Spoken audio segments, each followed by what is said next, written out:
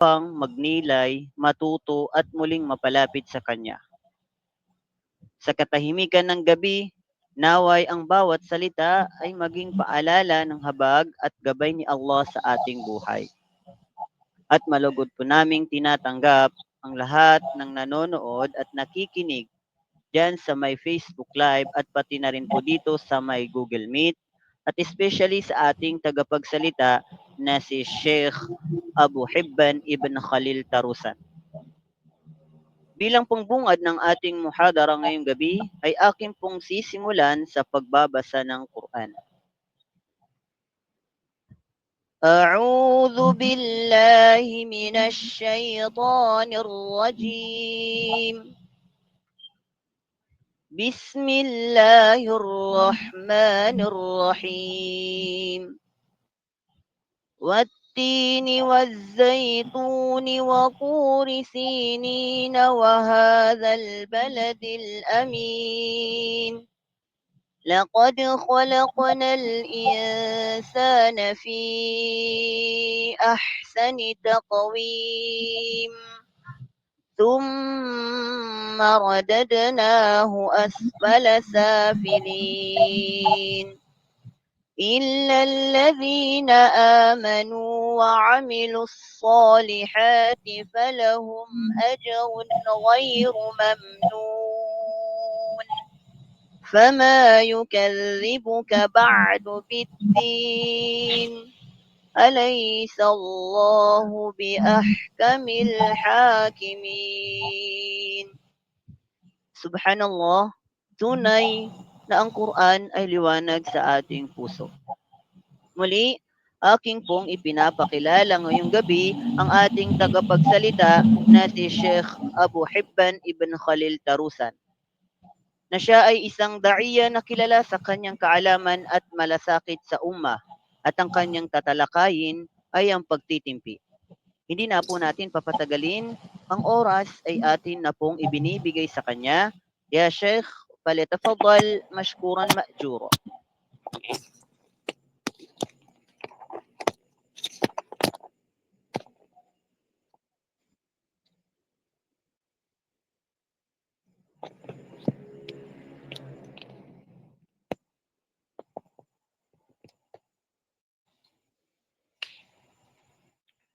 بسم الله الرحمن الرحيم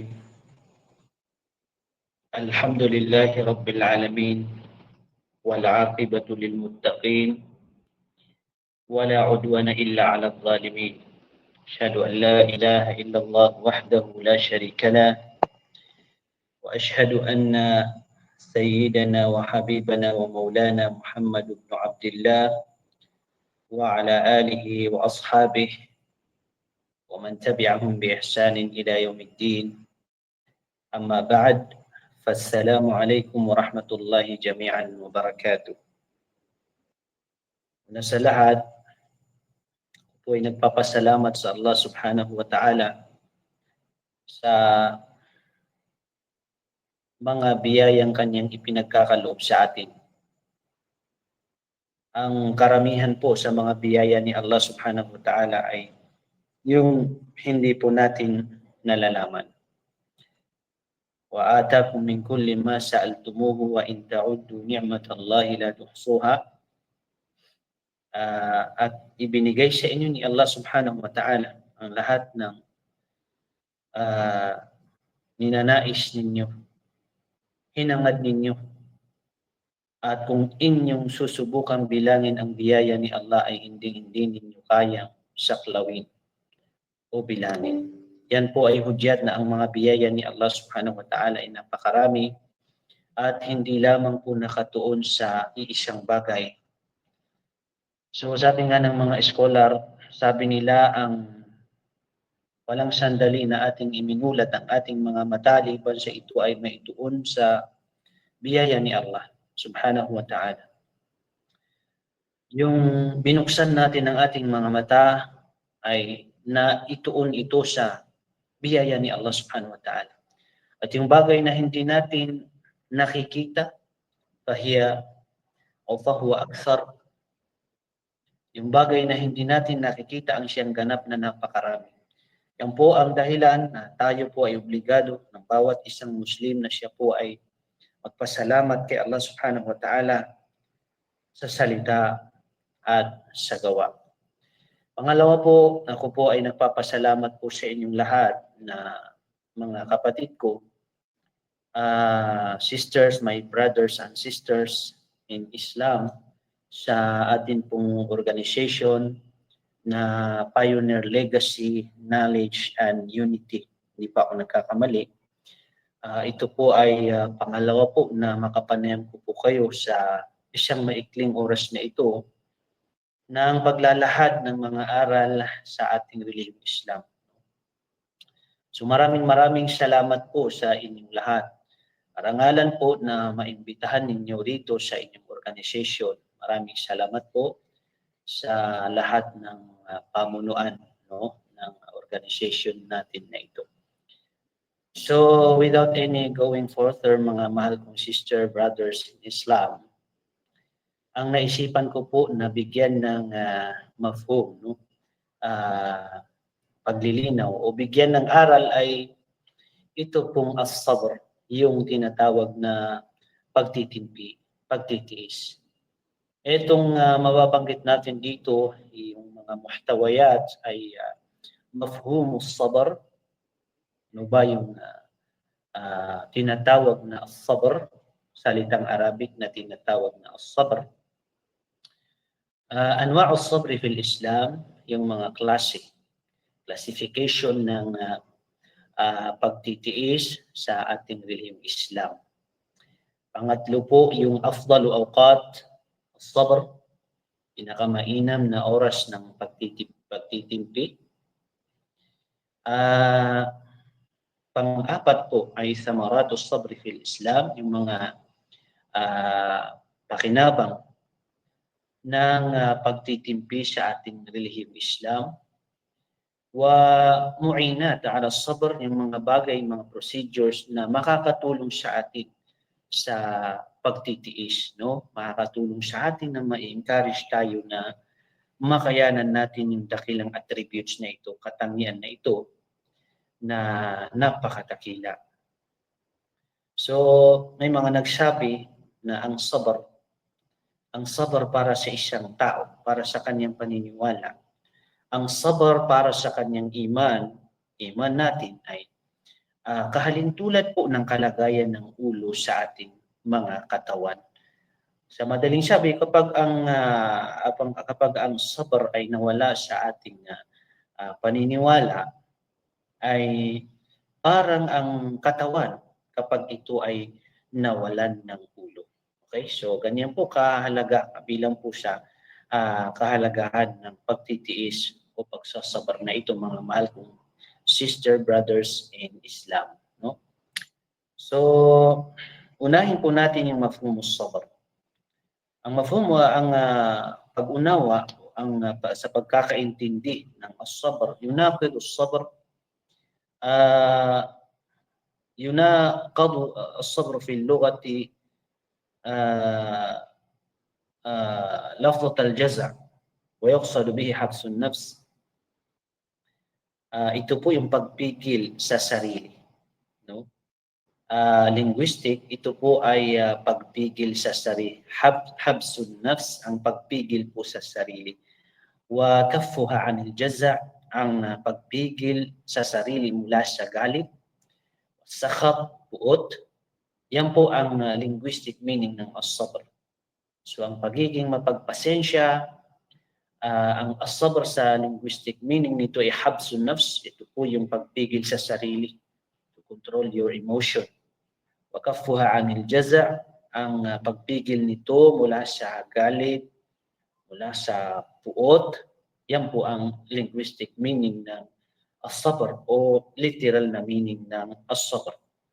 Amma syar'an, pagdating naman sa technical meaning nito o literal or terminology ng Islam, ay fahuwa al-imtina' amma harramahu Allah wa ada'i ma awjabahu min al-fara'id wa 'adam as-sakht aw al-jaz' aw ash-shakwa mimma qaddarahu Allah subhanahu wa ta'ala ay ar-ridha bi maqdurillahi ma'a husni at-ta'addub 'inda al-bala' wal mihan duna al-i'tirad 'ala ma quddir.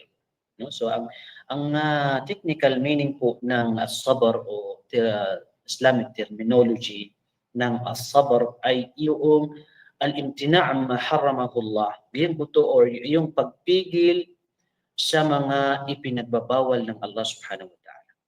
Yung pagpigil sa sarili hinggil sa mga bagay na ipinagbawal ni Allah subhanahu wa ta'ala. His prohibitions. No? Yung mga bagay na ipinagbawal ni Allah subhanahu wa ta'ala. Sa ibang pagsasabi, as-sabr ala maharimillah. Ang pagtitiis, pagpigil sa mga ipinagbabawal ni Allah subhanahu wa ta'ala. Ang pagpigil natin sa ating mga sarili sa ipinagbabawal ni Allah, yan yung unang kategory o yun na unang bagay na dapat nating isaalang-alang pag ito na ay binanggit sa Islam, sa Quran. Ito yung pagpigil sa sarili sa ipinagbabawal ni Allah, pagpigil sa mga bagay na ipinagbabawal ni Allah, wa ada ma awjabahu min al-fara'id, at ang pagsunod, pagsagawa ng mga bagay na itinagubilin ni Allah subhanahu wa ta'ala mula sa mga fara'id, mga obligasyon, mga pagsamba, no? Mga inobliga ni Allah subhanahu wa ta'ala. Ito yung pangalawa. Pangalawa na kung saan ang pagsasagawa sa mga bagay na ipinag-utos ni Allah subhanahu wa ta'ala. Okay, so una, ang pagpigil sa mga ipinagbabawal ni Allah. So pag nabanggit ang sabr sa Quran o sa hadith, ang ibig sabihin niyan, pagtitimpi sa mga ipinagbabawal ni Allah at pagtitimpi sa pagsasagawa ng mga ipinag-uutos ni Allah subhanahu wa ta'ala, itinatagubilin niya, pati na rin ang kanyang sugo na si Propeta Muhammad sallallahu alaihi wasallam. Wa adafu, dinagdag nila, wa adamu sakhat, at yung hindi ka pag nagagalit, awil jaza, yung hindi ka napupuot, aw shakwa, hindi ka nagrereklamo, mimma qaddarahu Allah subhanahu, sa mga bagay na itinakda ni Allah subhanahu wa ta'ala na mangyari sa iyong pamumuhay o mangyari sa iyong buhay o mangyari sa buhay ng isang tao. Adamu sakhat awil jaza' awil shakwa mimma qaddarahu Allah subhanahu wa ta'ala. Pangatlo, yung kategory nito ay yung hindi ka nagagalit, hindi ka na nagkakaroon ng puot, hindi ka nagrereklamo sa mga bagay na mga itinadhana ni Allah subhanahu wa ta'ala na mga bagay-bagay. Ay ar-ridha bi maqdurillahi min husni ta'addub. Sa madaling sabi niya, ito yung pagkalugod sa mga itinakda ni Allah subhanahu wa ta'ala.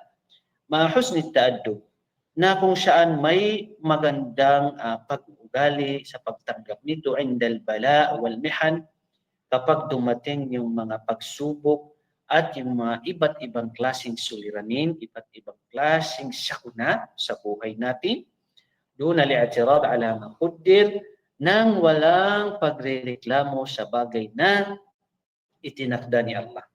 So yan po yung pangatlong category na kung saan dapat tayo malugod, dapat tayo tanggapin natin ng maluwag yung mga bagay na itinakda ni Allah. Bagay na itinakda ni Allah, as-sabru ala aqdarillahi al-mu'lima, ang pagtitiis sa mga itinakda ni Allah subhanahu wa ta'ala na mga masasakit na bagay. No? Mga pagsubok ni Allah ng mga iba't ibang klaseng pagsubok sa buhay, pagsubok sa buhay natin na kung saan may kasamang magandang pagtanggap at yung hindi pagkakaroon ng reklamo, galit sa kung ano man ang itinakda ni Allah subhanahu wa ta'ala na mga masasakit sa ating mga sarili. Duna li'atirad ala ma quddir, nang walang pagsalungat sa bagay na itinagubilin ni Allah subhanahu wa ta'ala. Sabi ng Propeta Muhammad sallallahu alaihi wasallam, hinggil sa itong pangatlo na ito, ang sabi niya, ihris ala ma yanfa'uk wala ta'jiz. Pagsikapan mo yung lahat ng bagay na mapapakinabangan mo o magbibigay dulot sa iyo. No? Pagsikapan mo yung lahat ng bagay na may pakinabang sa iyong pamumuhay dito sa mundo at higit lalo sa kabilang buhay. Pagsikapan mo yan. Wala ta'jis. Huwag kang panghinaan. That's the second. Secondly, huwag kang panghinaan sa mga bagay na ninanais mo. Magkaroon ka ng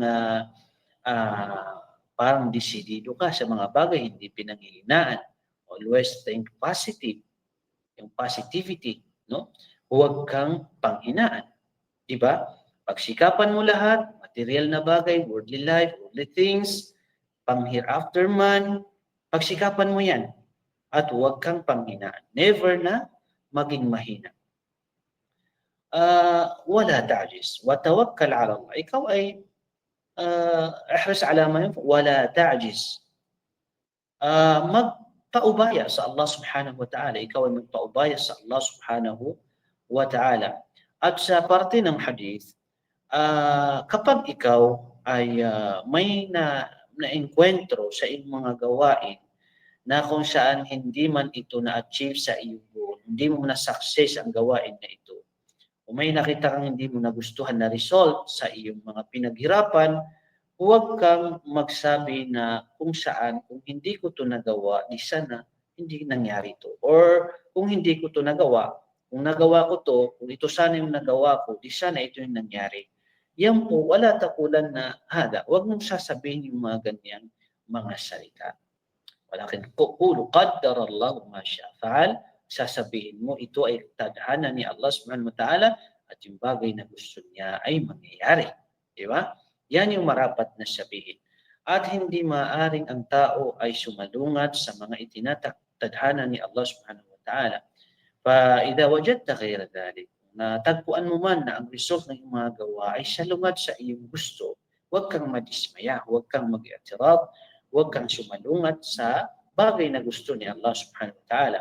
Ang marapat na sabihin, kul qaddarallahu ma syaa fa'al, sabihin mo ititadhana ni Allah subhanahu wa ta'ala at yung bagay na gusto ni Allah subhanahu wa ta'ala ay mangyayari. So yan po, ay binanggit ko po yan related dito sa pangatlo na category na ang pagtitiis, ang pagkalugod mismo, sa madaling sabi, ang pagkalugod sa mga bagay na itinadhana ni Allah subhanahu wa ta'ala o ang hindi pagkakaroon ng pagsalungat, galit, puot sa mga reklamo sa mga itinadhana ni Allah subhanahu wa ta'ala. Taba ng pagkakaiba po ng ar-rida sa pagkakaiba ng al-qadar sa qada. Ang qada ay pagkatapos bumaba ng tadhana. Ang tadhana, nandiyan na yung tadhana. Pero pag nangyari na, tinatawag na qada. No? So, dapat ito mapag-iba natin yung tinatawag na qadar at tinatama rin po natin na hindi tama na sabihin na al-qadar, yan ay qadar ni Allah. Bagkus ang tama yung sinasabing qadar ni Allah. Ito ay qadar ni Allah bil-fatah. Ito ay qadar sa gusto ni Allah subhanahu wa ta'ala. Paki-off po ang inyong mga mikropono para hindi distract ang ating tagapagsalita. Yeah, sister, paki-off po yung mic.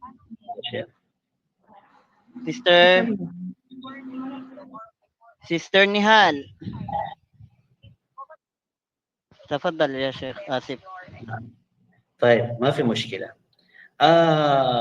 Yan yung tinatawag na kung saan qadar ni Allah. Magkaiba po yung qadar. Ang qadar po kasi limit, no?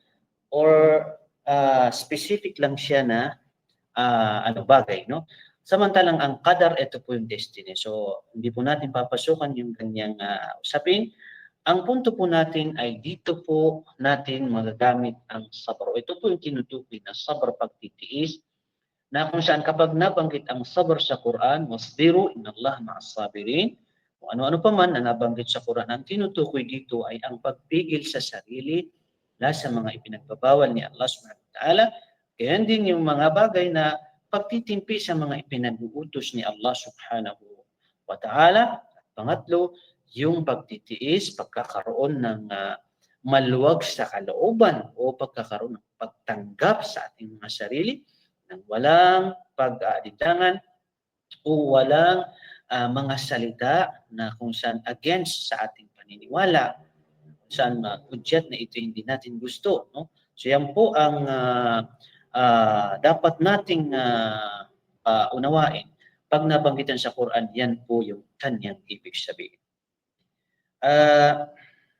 الثبات meron ding nagsabi rito na ويقال ويقصد بالصبر في الاصطلاح الشرعي الثبات على ما ورد في القرآن الكريم والسنة والحكمة الإلهية من الابتلاءات التي يمر بها العبد في حياته تتجلى في أمور عديدة حيث يميز بها المولى صدق إيمان العباد فيظهر صادقه من كاذبه وينكشف عنه من وينكشف غثه من سمينه وفي هذا يقول سبحانه وتعالى فما كان الله ليذر المؤمنين على ما أنتم عليه حتى يميز الخبيث من الطيب. Okay. So, itong nabanggit natin na isa ring terminolohiya, Islamic terminology ay binanggit din po ito ng mga scholar, mga pantas na kung saan ta'rif, ito ay definition ng sabr. Pero parehas lang din po sa nauna, pagiging pagkakaroon ng paninindigan o pagiging matatag sa bagay na nabanggit sa Quran at sunnah ng Nabi sallallahu alaihi wasallam at yung pagtitiis din sa mga ibtilaat, ito yung mga examination, ito yung mga trials ni Allah subhanahu wa ta'ala na pinagdadaanan ng alipin ni Allah sa kanyang buhay. Yamurru biha al-'abdu fi hayati. Pinagdadaanan ng alipin sa kanyang buhay, tatajalla fi umurin adida, na kung saan natutukoy sa pamamagitan ng trials ang nilalaman ng bawat isa sa kanyang alipin. Yes, sa pamamagitan po ng trials natutukoy kung ano tayo. Iba. Pag gusto natin matukoy kung ano yung tao, dapat susubukan natin yan para makitaan natin kung siya ba ay sincere, kung siya ba ay nagpapakatotoo, kung siya ba ay tapat, di ba? So dapat nating subukan. Gayon din ang sistema sa marangal ng Quran kung paano sinasabi ni Allah subhanahu wa ta'ala. Sinabi niya rito sa binanggit natin na ayat, tatajalla fi umurin adida. No, nakikita natin dito yung mga bagay na nakatago hatta yamiza bihi al-Maula subhanahu wa ta'ala sidqa iman al-'abd. At ang mga trials na ito, mga pagsubok na ito ay nangyayari upang malaman, mapag-alaman ni Allah. Of course, alam ni Allah ang lahat. Subalit, upang mapag-alaman ni Allah kung sino sa kanyang mga servants ang nagpapakatotoo sa kanilang paniniwala. فَيَظْهَرْ صَادِقُهُ مِنْ كَذِبِهِ. Lilitaw yung tapat sa paniniwala. وَمَنْ يُؤْمِنْ بِاللَّهِ يَهْدِ قَلْبَهُ. Ang sino man ang naniwala sa qadar ni Allah subhanahu wa ta'ala ay yahdi qalbah, gagabayan ni Allah subhanahu wa ta'ala, ipapaloob ni Allah subhanahu wa ta'ala sa kanya ang kanyang hidayah. فَيَظْهَرْ صَادِقُ مِنْ كَذِبِهِ. Sa mga trials, nakikita ang mga nagpapakatotoo o yung mga hindi nagpapakatotoo sa pamamagitan ng trials, pagsubok ni Allah, ibtilaat. Sino yung totoo?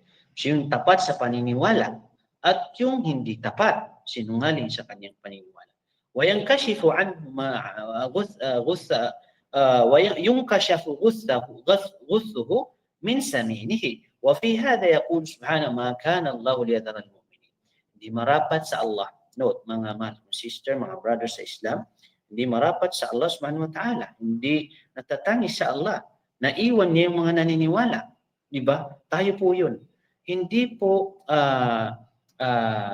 ma kana Allah liyadhar al-mu'minin. Hindi hahayaan ni Allah subhanahu wa ta'ala ang mga naniniwala na kung ano man ang meron sila ng mga paniniwala without any trials hatta yamiz al-khabitha min at-tayyib.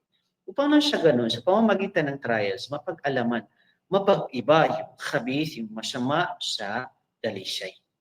Yung worst sa mabuti. Okay? Sa pamamagitan ng trials. Ma kana Allah liyadhar al-mu'minin ala ma antum alayhi hatta yamiz al-khabitha min at-tayyib. No? Upang mapag-alaman, upang mapag-iba ang masama sa mabuti. Okay. Sa ibang pagsasabi sa ibang aya, sabi ni Allah subhanahu wa ta'ala, sa pag-aakala ninyo, kayo ay naniniwala at hindi namin kayo susubukan. Sa pag-aakala ba ninyo kayo ay naniniwala at hindi namin kayo susubukan? وَلَقَدْ فَتَنَّا الَّذِينَ مِنْ قَبْلِهِمْ فَلَيَعْلَمَنَّ اللَّهُ الَّذِينَ صَدَقُوا وَلَيَعْلَمَنَّ الْكَاذِبِينَ.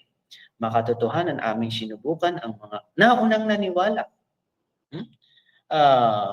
وَلَقَدْ فَتَنَّا الَّذِينَ مِنْ قَبْلِهِمْ فَلَيَعْلَمَنَّ اللَّهُ الَّذِينَ صَدَقُوا. Napag-alaman namin kung sino ang nagpakatotoo sa pamamagitan ng mga pagsubok, sa pamamagitan ng sinasabi niyo ba kami naniniwala na kung saan di kayo susubukan? Sinubukan namin ang sinauna, napag-alaman namin kung sino yung pakatotoo sa paniniwala, sino yung tumanggap sa mga pagsubok ni Allah, sino yung nag-gain sa pagsubok ni Allah, وَلَيَعْلَمَنَّ الْكَاذِبِينَ. Napag-alaman din namin kung sino ang naging sinungaling sa kanilang mga paniniwala at hindi nagpakatotoo at nagpakatatag sa kanilang paniniwala. فَحَسِبْتُمْ أَنَّمَا خَلَقْنَاكُمْ عَبَثًا وَأَنْتُمْ إِلَيْنَا لَا تُرْجَعُونَ. Sa mga ibang talata. So mga mahal kong sister sa pananampalatayang Islam, فَحَسِبْتُمْ أَن تَدْخُلُوا الْجَنَّةَ وَلَمَّا يَعْلَمِ اللَّهُ الَّذِينَ صَدَقُوا وَلَمَّا يَعْلَمِ اللَّهُ الَّذِينَ صَدَقُوا وَيَعْلَمَ الْكَاذِبِينَ. Kayo ba'y nag-aakala na kayo papasok sa paraiso ni Allah subhanahu wa ta'ala na hindi man lang namin natukoy kung sino sa inyo ang nagpakatotoo sa kanilang mga paniniwala. Lahat po yan ay tumutukoy sa tinatawag na pagtitiis sa mga pagsubok ni Allah subhanahu wa ta'ala. Di porke tayo po'y naniniwala, Allah subhanahu wa ta'ala hindi tayo susubukan ni Allah. أشد الناس بلاء الأنبياء. أشد الناس بلاء الأنبياء. Pinakamalaking pagsubok mga mahal kong sister and brothers in Islam ay yung mga anbiya, mga nabi. Ito'y based sa kanilang paniniwala. ثُمَّ الَّذِينَ يَلُونَهُمْ ثُمَّ الَّذِينَ يَلُونَهُمْ. Pagkatapos, yung mga kasunod nila sa estado, sa kanilang iman. So kapag gano'ng kalaki ang iman mo, gano'ng kalaki yung pagsubok sa inyo Allah subhanahu wa ta'ala. Gano'ng kalaki yung pagsubok ni Allah. So nasusukat ang paniniwala ng isang tao kung gaano kalaki ang kanyang pagsubok. Dapat po natin maunawaan yung ganyang mindset na kung saan paniniwala ng isang tao ay nasusukat kung gaano kalaki ang pagsubok ni Allah subhanahu wa ta'ala. Okay? Gaano kalaki ang iman ng isang tao, nasusukat ang laki ng iman sa laki ng pagsubok. Na'idama bala, asyad nasi balaan al-anbiya, pinakamaraming pagsubok ay mga nabi. Sinubukan sila ni Allah subhanahu wa ta'ala. Maraming pagsubok, iba't ibang klaseng pagsubok na napakanalaki. Sa mga normal na tao, hindi nila ito matiis, mga mahal kong sister sa pananampalatayang Islam. Allah subhanahu wa ta'ala, idha ahabba qawman ibtalahum. Kapag ang Allah subhanahu wa ta'ala ay nagustuhan niya yung isang pangkat o ang individual, ibtalahum. Susubukan sila ni Allah subhanahu wa ta'ala. So may mga kondisyon po mga mahal kong sister sa pananampalatayang Islam. والابتلاءات والمحن تربية لنفوس المؤمنين في ميدان الثبات على الحق. Mga mahal kong sister sa pananampalataya, ang trials, pagsubok, at yung mga sakuna, yung iba't ibang klaseng suliranin, lalo na po sa panahon natin ngayon, nakita mo yung isang tao, tumatawa, kasama mo, lagi kayong magkasama sa trabaho, sa bahay, tumatawa, or parang masaya, pero deep inside, mayroon po siya sa likod ng mga tawa na ito, sa likod ng mga katuwaan na ito, mayroon siyang pinagdadaanan na problema sa buhay. So, ang ibtilaa, trials. Buhay natin pagsubok. No? Buhay natin pagsubok, mahal kong sister sa pananampalatayang Islam. Laqad khalaqna al-insana fi kabad. Makatotohanan aming nilikha ang tao na kung saan siya sa hirap. No? Siya ay maghihirap. Siya ay kailangang magsikap. Laqad khalaqna al-insana fi kabad. وبشر الصابرين الذين إذا أصابتهم مصيبة قالوا إنا لله وإنا إليه راجعون. Mamaya po mababanggit yung mga ganitong sinabi ni Allah subhanahu wa ta'ala. وَلَنَبْلُوَنَّكُمْ بِشَيْءٍ مِنَ الْخَوْفِ وَالْجُوعِ وَنَقْصٍ مِنَ الْأَمْوَالِ وَالْأَنفُسِ وَالثَّمَرَاتِ وَبَشِّرِ الصَّابِرِينَ الَّذِينَ إِذَا أَصَابَتْهُمْ مُصِيبَةٌ قَالُوا إِنَّا لِلَّهِ وَإِنَّا إِلَيْهِ راجعون. Katotohanan sabi ni Allah subhanahu wa ta'ala, amin kayong susubukan. Bishay'in minal khawf. Sa pamamagitan ng takot, la ilaha illallah. Amin kayong susubukan, verily, verily, surely. Walang pag-alinlangan, amin kayo'y susubukan. Bishay'in minal khawf, at nutoy kapwa ko itiyan na kalak. Minsan, sa pamamagitan ng takot, waljur, sa pamamagitan ng gutom, mga mahal kong sister sa pananampalatayang Islam, ilan na ang nagugutom? Subhanallah, subhanallah. Sa panahon natin ngayon, nakikita natin, nagsasuffer sila sa gutom. La ilaha illallah. Bishay'in min al-khawf wal-ju' wa naqs. Gutom, mga mahal kong sister sa pananampalatayang Islam, nakikita yung nahanap natin yung minsan sa umagahan, nahanap natin yung pang-agahan, pero sa pananghalian hindi mahanap. Hanap natin yung pananghalian, hindi mahanap yung sa gabi, yung panghapunan, subhanallah. Walang kasapatan. For example, di natin mahanap minsan yung kasapatan sa isang araw. Ito yung mga pagsubok ni Allah subhanahu wa ta'ala. Dapat mo natin paniwalaan yan na ito yung pagsubok ni Allah subhanahu wa ta'ala. Bishay'in min al-khawf wal-ju'. Gutom, mga mahal kong sisters pananampalatayang Islam. Sa tulad ng nangyayari sa iba nating mga kapatid sa pananampalatayang Islam. Patatagin nawa sila ni Allah subhanahu wa ta'ala. Gawad sa kanila ni Allah subhanahu wa ta'ala ang laki, ang gantimpala ng pagtitiis. Bima sabartum, fa ni'ma uqbad-dar. Salamun alaykum bima sabartum, fa ni'ma uqbad-dar. Sasabihin sa mga taong mapagtiis sa kabilang buhay, salamun alaykum. Isang kapayapaan sa inyo. Bima sabartum, sa bagay na inyong pinagtiisan, pinagtimpian, kayo nagtiis sa mga pagsubok. Fa ni'ma uqbad-dar. Napakaganda, nakahihinatnan ang tahanan sa kabilang buhay. Ito yung paraiso ni Allah subhanahu. Ni'ma uqbad-dar. Ni'ma uqbad-dar. Papuri-puri sa bandang huli ay napakagandang tahanan. La ilaha illallah. Sa pamamagitan lamang yan ng pagtitiis, mga mahal kong sister sa pananampalataya. Salamun alaykum bima sabartum. Fa ni'ma uqbad-dar. Isa po yun sa mga virtues na una ko pong sabihin sa inyo sapagkat related din sa ating dinidiscuss, mga mahal kong sister sa pananampalatayang Islam. Itong pagtitiis. Bishay min al-khawf wal-ju' wa naqs min al-amwal. Ang pagbawas sa mga kayamanan. Minsan nawawala isang iglap ang ating mga kayamanan, minsan nalulugi sa negosyo, minsan nawawala, susunog, ano pa mang pamamaraan. Ito yung mga pagsubok ni Allah.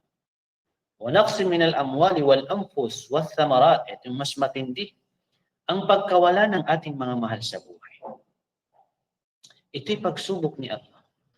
Yung utakapkil bati kung mga kauyagad, apkil bati si mga kubo ang tanong ko yung pagbawas sa mga buhay, mga mahal natin sa buhay, pagkawala nila mula sa ating mga anak, mula sa ating mga magulang, mula sa ating pamilya, o iba pang membro ng ating pamilya, masakit to kung sa tutuusin. Masakit. Sobrang sakit. Para sa isang nanay, napakasakit. Isang araw nangyari sa panahon ng Propeta Muhammad sallallahu alaihi wasallam, umiiyak siya, nawala sa kanyang wa'i, nawala sa kanyang sarili, nakakapagsabi ng against sa qadar niya. Bakit siya pa? Bakit ginawa sa kanya? Ya Allah, bakit ganito? Para niyang kinu-question ng Allah subhanahu wa ta'ala sa itinadhana ni Allah subhanahu wa ta'ala. Para siyang nag-against, though di naman nag-against. Pero dumaan sa kanya ang Propeta Muhammad sallallahu alaihi wasallam at kanyang sinabi, Isbiri, ikaw ay magtimpi at magtiis. Tahammal, pigilan mo sarili mo. Pigilan mo sarili mo, tahammal. Yan kasi, habsun nafsi, pigilan mo sarili mo. Sa mga pagsubok ni Allah na makapagsabi ng hindi maaaring sabihin. So ang babae na yaon, hindi niya namalayan ang Propeta Muhammad sallallahu alaihi wasallam, siya nagsabi sa kanya ng ganon. Nasabi niya, lumayo ka sa akin. Hindi mo nararamdaman ang aking pinagdadaanan. Wala kang alam. Sa madaling sabi, nasway niya. Propeta Muhammad sallallahu alaihi wasallam dahil na rin sa kanyang kalagayan na napakatindi. Hindi po biro na mawalan ng mahal sa buhay. Lalo na po pag anak mo. Kaya nga dapat paghandaan. Lahat po tayo dadaan sa pagsubok ni Allah. There is specific time na darating sa ating buhay na kung saan mawawalay sa atin ang ating mga mahal sa buhay. Kaya dapat nating paghandaan ng malakas na iman. Isang babae na ito, sinabi niya, Spirit, lumayo ka sa akin. Ilay ka anni. Hanggang sa nung siya ay matauhan, mga mahal kong sister, panampalatayang Islam. Napagalaman niya yung Propeta Muhammad SAW, siya tumungo kaagad kay Propeta Muhammad SAW at sinabi niya, Rasulullah, al-ana asbir. Sa ngayon sabi niya, ako'y magtitiis. Ako'y magtitimpi, ya Rasulullah. Pasensya na, ika nga. So sabi sa kanya ng Rasulullah SAW, innamas sabaru inda sadmatil ula. Ang mga salita ni Propeta Muhammad SAW, utito, baga ang Propeta Muhammad SAW ay binigyan ng mga maiikling salita, subalit napaka more beneficial, napaka mahalaga, maraming pakinabang mapupulot. Innamas sabr inda sadmatil ula. Ang totoong pagtitimpi, pagpigil sa sarili, ay sa una pa lang dumating ang pagsubok ni Allah. Kung sa pagsubok man ito, dapat mo nang matiis ang iyong emotion. Self-control. Doon yung totoong pagsasabar, sabi ng Propeta Muhammad SAW. Hindi yung dumating yung pagsubok sa kunasuliranin sa buhay.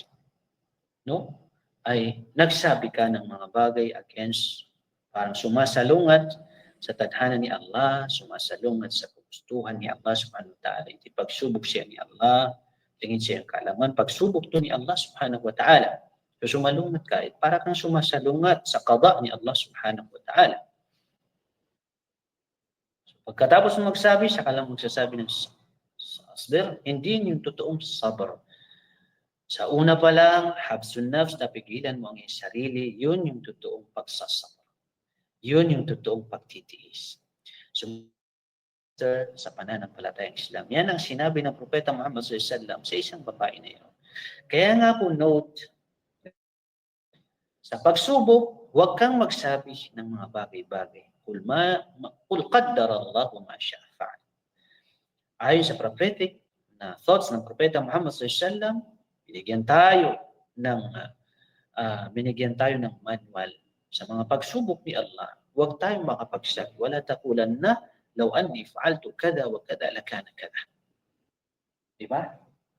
Ito yung nagawa ko, di sana ganito. Sapagkat hindi natin alam, lingid sa ating mga kaalaman, kung ano yung bagay na napapaloob sa bagay niya. Asa an takrahu shay'an wa huwa khairun lakum. Asa an tuhibbu shay'an wa huwa sharrun lakum. May mga bagay na gusto ninyo o ayaw ninyong ma-achieve sa inyong buhay. May mga bagay na ayaw ninyong mangyari. Subalit kung ito man ay mangyari, huwag kayong madismaya. Huwag madismaya. Huwag magreklamo. Lingid sa inyong kaalaman, sabi ni Allah. Bagay na gusto ninyo, yun pala yung makaayaw ninyo. Yung pala yung makakabuti. At gayon din, otherwise, kung may mga bagay din na gusto ninyo at hindi na-achieve sa buhay, huwag kayong madismaya. Okay? Kasi malay mo yung bagay na ayaw mo, yung bagay na gusto mo na hindi ibinigay ni Allah subhanahu wa ta'ala, yun pala yung makakasama sa inyo. Kaya nga si Umar ibn Khattab, sabi niya, wala akong pakialam kung ang nakita ko sa umaga or pagmulat ng mga mata ko sa kinabukasan ay yung sitwasyon na ako ay nasa masamang kalagayan o nasa mabuting kalagayan kasi hindi ko alam kung saan pinapaloob ni Allah subhanahu wa ta'ala ang mabuti sa akin. Sa bagay na gusto ko, sa bagay na ayaw. Okay?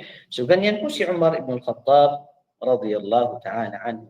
Paano nila i-manage yung mga trials sa kanila ni Allah subhanahu wa ta'ala, mga pagtanggap nila sa mga qada ni Allah subhanahu wa ta'ala, ganyan nila i-manipulate ang mga pagsubok sa kanila ni Allah subhanahu wa ta'ala.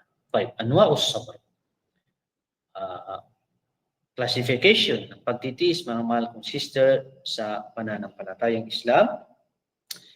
يشتمل الصبر في الإسلام على عدة أنواع، فإما أن يكون الفرد صابرا على طاعة الله، صابرا على ترك معاصيه، صابرا على امتحان الله. Kumbaga, ang tatlong classification ng sabar, pagtitiis, ay sa ipinag-uutos ni Allah subhanahu wa ta'ala. Ito po yung pinakamataas na antas ng sabar. So mayroon po tayong level ng antas o level ng sabar. Pinakamataas po nito ay yung as-sabr ala ta'a. Sa totoo lang, ito yung pinakamataas na antas ng sabar. Itong pagtitiis sa mga ipinag-uutos ni Allah subhanahu wa ta'ala. Kallafa Allah ibadahu bil adid min at-ta'at. Uma'luman na taklif la yakhlu min al-mashaqqa. Sabi rito, ipinag-utos ni Allah sa atin ang napakaraming mga kautusan bilang pagsunod kay Allah subhanahu wa ta'ala. Wa ma'lum, alam natin na ang mga ipinag-utos ni Allah subhanahu wa ta'ala la yakhlu min mashaqqa. Hindi maalis yung kahirapan. No?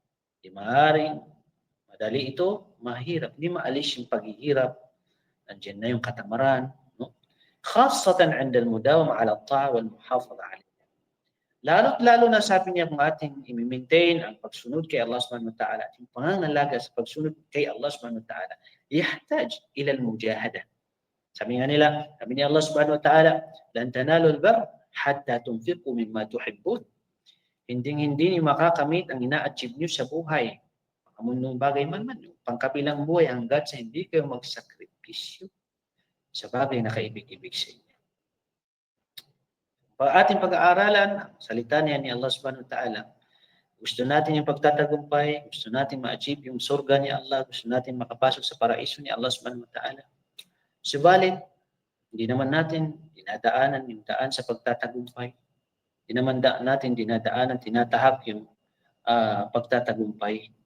Lan tanalul birr. Gusto natin pumasok sa paraiso, kapag tinanong natin ang bawat isa kung sinong gustong pumasok sa paraiso, lahat po yun magtataas ng kamay. Sino ba naman ayaw pumasok sa paraiso? Subalit hindi naman natin tinatahak yung daan sa paraiso ni Allah. Sultano ko surga na, itanong po namin yan. Di tanong mo perangan so ginawa tanong. Di tanong perangan so baya ginawa tanong. Di tanong ka pugis.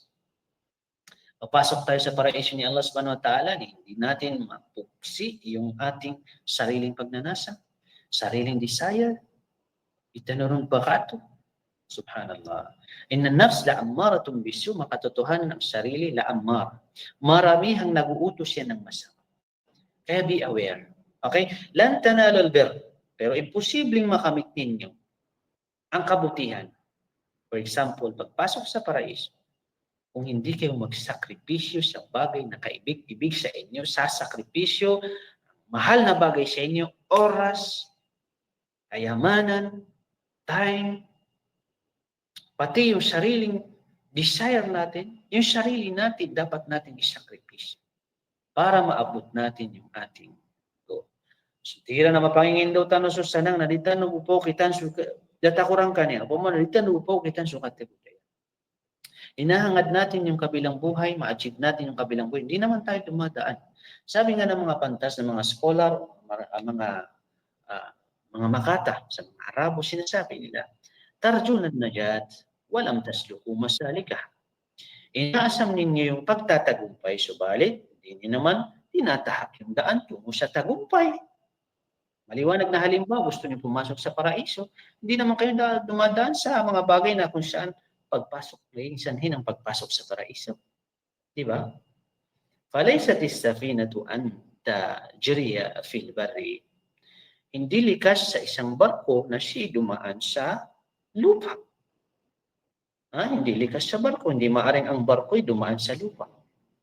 Parang hatta yalijal jamalu fi samil khiyat. Posibleng makapasok sa paraiso yung ganong tao na hindi niya tinatahak yung daan sa paraiso. Kung makakapasok lang sa paraiso, kung makapasok ang kamelyo sa butas ng karayo. La ilaha illallah. That is why, pinakamataas na antas, pagsasabar sa ta'a, pagsunod sa pinag-utos ni Allah subhanahu wa ta'ala. May mga sinabi si Sheikh al-Islam Ibn Taymiyyah rahimahullah ta'ala sa mga bagay na ito. Subalit dahil sa na-consume na natin yung 50 minutes, no? At ang ating oras lang dito inshallah ta'ala 1 oras. At yung 10 minutes ay kung may mga question po tayo ay doon na lang natin ilaan. No? Doon na lang natin ilaan. So itong unang klase ng sabra ala ta'at. Ang sabi ni Allah subhanahu wa ta'ala, wa bidhalika yataghallabu al-mu'min ala ta'bihi wa yasbir alayhi. Yataghallab, ito na yung meaning, no?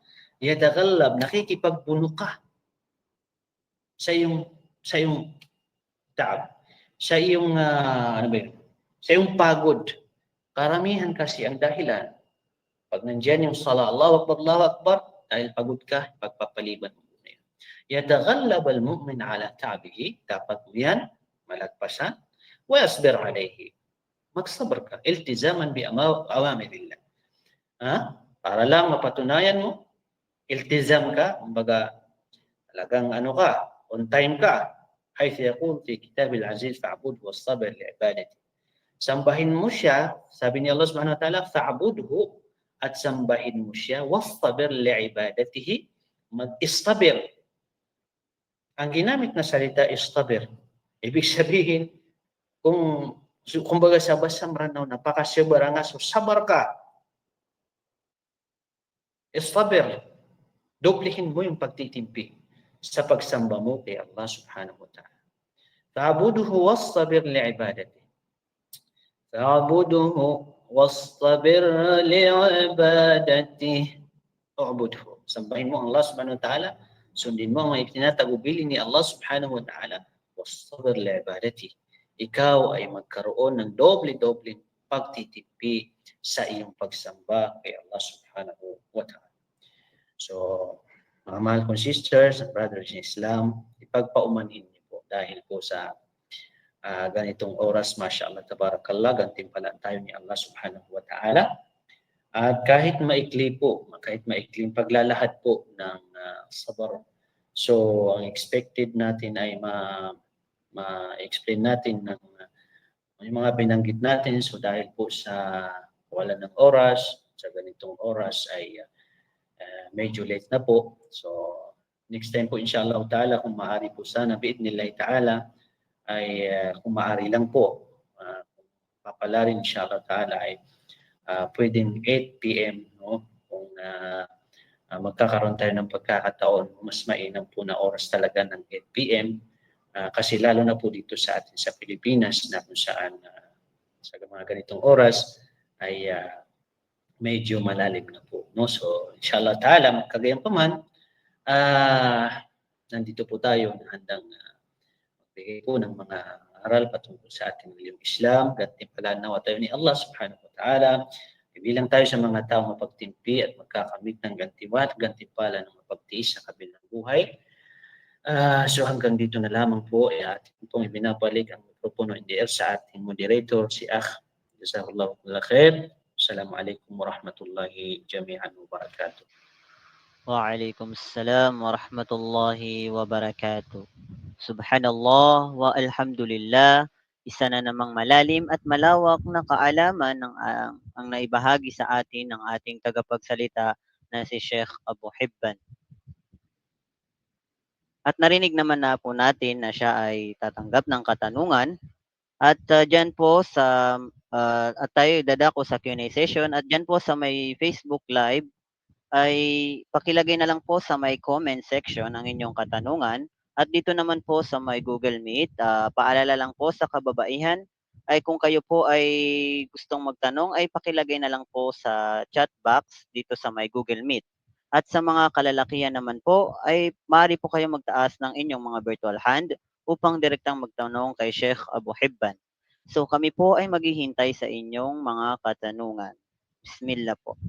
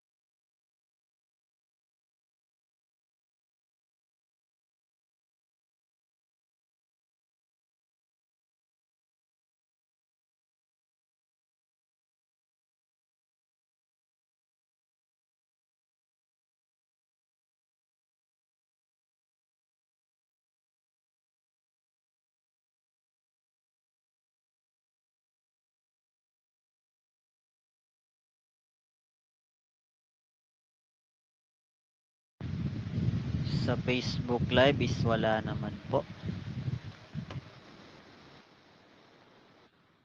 Naam.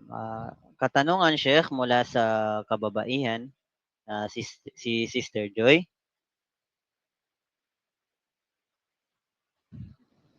Assalamualaikum warahmatullahi wabarakatuh po. Bilang isang tao lang po at alam natin ang nagdudua tayo sa Allah sa ating mga hinahing, ngunit nakagagawa pa rin natin itong sabihin sa ating kaibigan. Nagkakasala po ba tayo nun? Ano po ang maaari nating gawin? Jazakallahu khairan.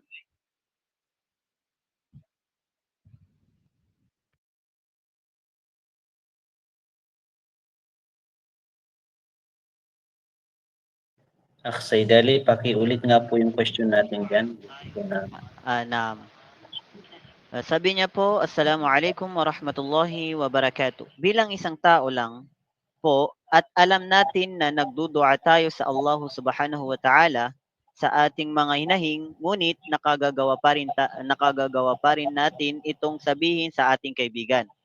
Nagkakasala po ba tayo noon? Ano po ang maaari nating gawin? Jazakallahu khairan. Yun po ang nasa... Okay, so wala naman siyang ginawang pagkakasala, no? Kung nagdudua siya, panalangin kay Allah subhanahu wa ta'ala, ano yung mga panalangin na gusto niya na, kumbaga, parang hindi ko po naunawaan yung tanong. Kumbaga yung mga inahing niya, Sheikh, yung mga inahing niya na nasasabi niya po sa mga kanyang mga kaibigan. Yung mga hinahing niya. Na for example ng ano kaya yung ano. Di ko alam kung parang Sheikh marami yung kapag marami tayong hinahin sa Allah subhanahu wa ta'ala, pero ano yung mga gusto niya na ano? So, Sister Joy, pakilinaw na lang po at dumako tayo sa pangalawang katanungan, Sheikh, galing kay Mustafa. Assalamualaikum. Bakit po lagi tayong sinusubok na para bang wala nang katapusan?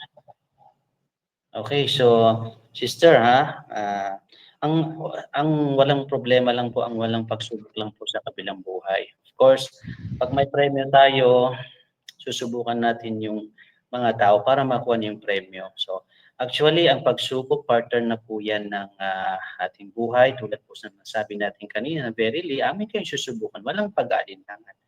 At lakad-kalak na rin sana fikabad. So, actually, sa kabilang buhay, ang isang tao, magpapasalamat pa eh. Sabi ng Propeta Muhammad sallallahu alaihi wasallam, "Ma yazalun nasu bil bala hatta yalqa Allah wa ma alayhi khatiyah." Kumbaga, as long as ang pagsubok ay nandyan, ngayon meron, mamaya meron, patong-patong na pagsubok. Di ba sabi ko, sabi ng Propeta Muhammad sallallahu alaihi wasallam, nasusukat ang pananampalataya mo sa dami ng pagsubok. Ito'y pagmamahal ni Allah. Pagmamahal yan ni Allah subhanahu wa ta'ala para ma-purify ka sa mga pagkakasala. Okay? Zalul nasu bilbala hatta yalqa Allah ma alayhi khatiya. Hanggat nandiyan ang pagsubok, ay napipurify ang kasalanan mo. Hanggat sa makasalamuhan mo ng Allah subhanahu wa ta'ala na wala kang pagkakasala. Wala kang pagkakasala.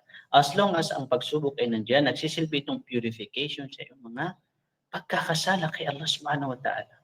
It wipe out your sins sa pamamagitan ng mga trials kapag ikaw ay nakakapagtiis. The more na marami yung pagsubok, though hindi naman natin hinihingi kay Allah subhanahu wa ta'ala, subukan tayo ng matinding pagsubok na hindi natin kaya. Ang mga sahaba, kapag hindi sila sinubukan ni Allah, mas lalo silang namumroblema. Okay?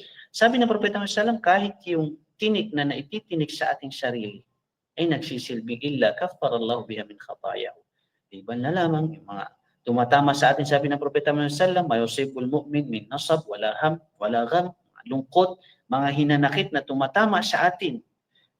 Kahit yung simpleng bagay na tumutusok sa atin na tinik, illa kafarallahu biha min khataya, liban sa ito ay magsilbing kapatawaran sa pagkakasala natin.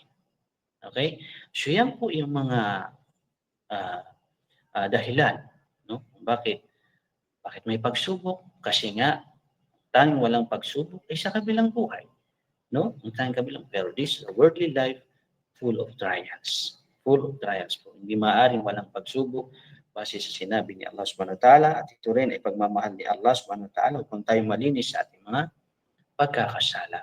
Matutuwa pa tayo sa kabilang buhay hatta yalqa Allahu alayhi khatiya. At sa makita natin ng Allah Subhanahu wa Ta'ala na wala tayong pagkakasala dahil sa mga pagsubok na ating napagtiisan. Sana po ay naging maliwanag, sister. Jazakallahu khairan ya Sheikhana. Yung katanungan po yun sa kalalakihan po natin, si Mustafa. So yung kay Sister Joy, ang halimbawa po daw niya ay problema at humihingi ka ng advice. Ganun yung pagkasabi niya. Ay, Kumbaga okay. yung mga salubihin niya, Sheikh. Yung mga saloobin, yes. Okay. Ah, Yung mga saloobin, daing mo sa Allah Subhanahu wa Ta'ala, ud'u rabbaka tadarruan wa khifatan wa dunal jahri min al-qawli bil udwi wal asal. Araw-gabi, idaing mo ang hinaing mo, kumbaga, yung mga hinanaing mo kay Allah Subhanahu wa Ta'ala, idaing mo kay Allah. Wala ring masama na yung mga problema mo at pinagdadaanan mo, sabihin mo sa kapwa mo. Dahil ito ay in terms of paghingi ng advice, in terms of paghingi ng tulong, no, which is not prohibited in Islam. Bagkus ad-dinu nasiha, ang relihiyon ay pagpapayuhan. Diba? Ida stansaha ahadukum akhahu falyansahu. Sabi ng Propeta Muhammad sallallahu kapag humingi ng payong isa sa inyo, advice, yung mga problema, payuhan mo. Yan ang ating reliyong Islam. So, wala tayong nakikitang prohibition, wala tayong nakikitang nalabag, kasala, ay mga problema mo, pinagdadaanan mo, mga hinanaing mo, ay hindi pwedeng sabihin mo sa iba. Wala tayong nakikita mali doon o pagkakasala, inshallah ta'ala. No po ay nasagot natin ng konti. Jazakallahu khairan ya Sheikhana sa inyong Afwan. kasagutan. I-check ko lang po saglit ang ating Facebook Live.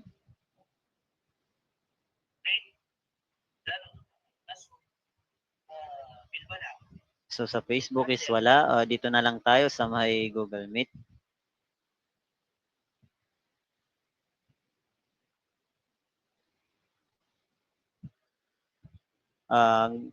Galing kay Sister Nihal. Assalamualaikum warahmatullahi wabarakatuh, Ustad.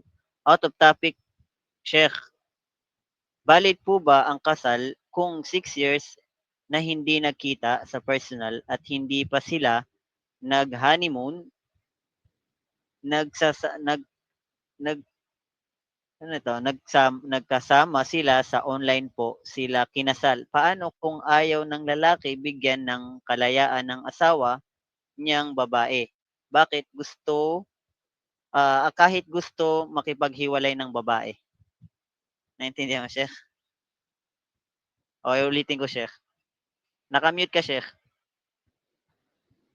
Okay, inshallah. So, sa ganyang senaryo, una kasi parang valid ba yung kasal? Valid yung kasal as long as lahat ng kondisyon ay nandoon. Shurut. Kondisyon nandoon. Valid ang kasal. Ngayon, mayroon bang magbo-void ng kasal, magiging fasid ang kasal na ganun? Pag may nalabag yung lalaki na magiging sanhi ida wujida sabab. Kapag may sabab, may reason, may cause, dapat may hukom. So ang cause halimbawa ay pinutol niya halimbawa yung karapatan ng babae. Base sa question, no, hindi to personal sinasagot lang po natin yung tanong. Ay kung talagang ayaw ng lalaki, sinasadya ng lalaki, 6 years hindi niya pinapadalhan halimbawa.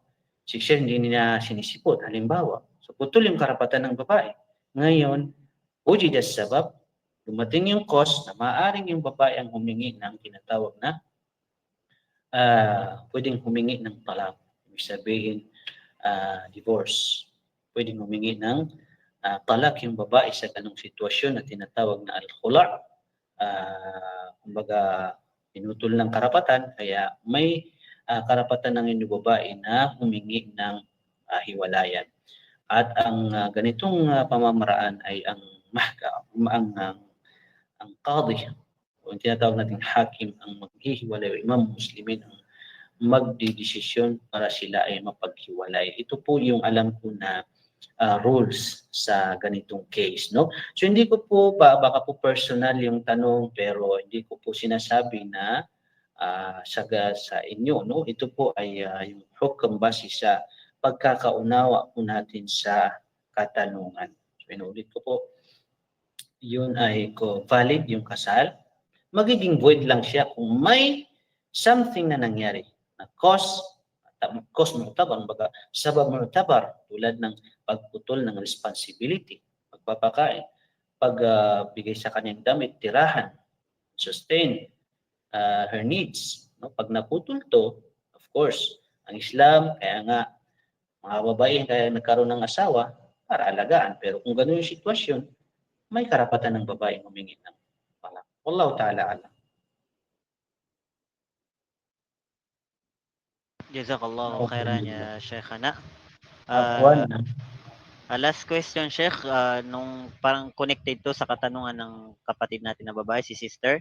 At Sige po. ito ay katanungan ni Mustafa. Nagsabi siya ng mga problema niya sa Allah subhanahu wa ta'ala, ngunit ang mga ito, mga saloobin o kanyang mga problema ay nilalahad niya ito sa mga tao. Nagkakasala ba siya dito sa paglalahad nito sa tao, pagkatapos nito ilahad o ilapit sa Allah subhanahu wa ta'ala? Hada fakat, Sheikh. Aywa. Naam, wala pong pagkakasala. Kung iniisip niya, siya po ay nagkakaroon ng ascribing partners with Allah kasi dua, parang minya dua eh. Ang dua po kasi literal dua, panalangin. Pero ang dua, kumbaga ibada, dua mukhul ibada. Ito yung, kung ang dua na gusto niya iparating ito ba shirk halimbawa, hindi po yan shirk na nagdudua ka sa iba or dinadaing mo lang yung problema mo. Wala, malayo po doon, inshallah ta'ala, malayong maging share. Yun yung pagkakaunawa. Pero kung idain mo rin sa yung problema mo, pwede mo rin namang idain sa iba. Ang ibig kong sabihin sa idain, sa aking pagkakaunawa, pwede mong sabihin din sa iba. Yung dua muna, lagi kang nagdudua sa Allah ng ganito, sinasabi ko rin sa iyo, halimbawa, kayo yung dinudua, or yung dinadain ko mismo kay Allah, dinudua ko mismo kay Allah subhanahu wa ta'ala, ay sinasabi ko rin sa iba, yung aking mga dinudua ay inshallah ta'ala wala tayong nakikitang paglabag sa Islam, inshallah ta'ala. Na po ay naunawaan po yun, inshallah. Jazakallahu khairan ya Sheikh. May isa pang katanungan dito, Sheikh. Right. Siguro is last na po to, inshallah. Sige. Galing kay Lut, Kabatuan. Assalamualaikum warahmatullahi wabarakatuh. Ya Ustad, nagkakasala po ba ako kung hindi ko pinapansin ang kasama ko? Kasi umiiwas lang ako para hindi ako makasabi sa kanya ng masama sa kanya kasi pag pinagsasabihan ko siya ay galit pa siya. Kaya hindi ko na lang siya kausapin. Umiiwas lang po ako. Nagkakasala po ba ako, Ustad? Right. Hindi po kayo nagkakasala kay Allah subhanahu wa ta'ala. Ito ay bilang pag-iwas mo lang na baka ikaw ay magkasala, ang tao ay tuksuhin, ang tao hindi niya makontrol minsan ang kanyang sarili, ang tao ay minsan hindi lahat marunong magtiis, hindi lahat marunong magsabar. Kung nakikita mong hindi mo kaya na makapagsabi, mas mainam na umiwas. Subalit, pag-iwas na hindi yung tuluyan na kumbaga pagtakwil. Sabi natin iwasan ay iwasan mo lang magkasala. Pero ang iwasan mo siya bilang kaaway hindi pwede. Yan ay labag sa Islam. Baga la yahillu li muslimin an yahjura akhahu aw qatala. Di marapat sa isang Muslim, di magiging halal na kumbaga itakwil niya ang kanyang kapatid na Muslim with napakababang dahilan. No? Hindi pwede. Nagkakasalubong, hindi nagbabatian. So yan po ang madmum, yan po yung masama, hindi maging halal. Dapat sa 3 araw sila ay nagkabatian. Yan sa Islam. Pero kung okay naman kayo, yun nga lang, pag baka makapagsabi ka ng hindi mabuti, kaya iniiwasan mo yun. So ang pag-iwas sa kasalanan ay dapat lang po. pag-iwas sa kasalanan ay dapat lang po wallahu ta'ala alam. Maaari niyo pong isangguni sa mga ibang mga masyayikh natin bi'idhnillahi ta'ala. Siguro po Aksay Dali, last na po yun inshallah ta'ala. نعم يا شيخنا. Subhanallah, alhamdulillah. Jazakallahu khairan ya Sheikhana Al-Fadil sa iyong magandang pagbahagi ng kaalaman sa amin at inshallah ay naunawa namin ng maayos. So, nagpapasalamat rin po kami sa mga nakibahagi ngayong gabi. Maraming salamat po sa inyo. At bilang pagtatapos ng ating muhadara ngayong gabi, ya Sheikh, ay inihiling po namin sa inyo na magbigay ng panghuling salita or payo at pangunahan po kami sa kafaratul majlis. Right, inshallah, jazakumullah kulla khair. So, inshallah po, magkaroon lang po tayo ng, kahit maliit po na gawa, basta consistent po siya, hindi po siya napuputol. Yun po yung pinakamaganda, khairul amali maqal, no? Pinaka mainam na gawa ay yung kahit konti, basta continuously, yan po yung maganda. Kahit marami ka namang gawa kung paputol-putol. Okay. So, mga ganitong simple, yung pag-attend sa mga muhadara, simple lang po ito, pero basta't maintain, no? Huwag po natin kaligtaan. So, maraming salamat po. Gantimpalaan tayo ni Allah subhanahu wa ta'ala. Lahat po kayo, sa lahat po, no? Yung, lahat po kayo, hindi ko na po kayo isa-isahin dahil hindi ko po alam yung mga sutigiran na mga Ilanoyo, may mga maranoman dito. So, paumanhin po sa inyo. Maraming salamat po sa inyo lahat. Gawin ito na mga gawain na makakabigat sa ating mga gawain sa kabilang buhay inshallah ta'ala sa lahat po ng dumalo. So hanggang dito na lamang po subhanakallahumma bihamdik. Nashhadu an la ilaha illa anta nastaghfiruka wa natubu ilayka bi rahmatika ya arhamar rahimin. Wa akhiru da'wana alhamdulillahi rabbil alamin. Wassalamu alaikum warahmatullahi wabarakatuh. Waalaikumsalam warahmatullahi wabarakatuh. Alhamdulillah, naway maging ilaw at gabay ang ating natutunan ngayong gabi. Hindi sapat ang kaalaman kung hindi ito isa sa buhay.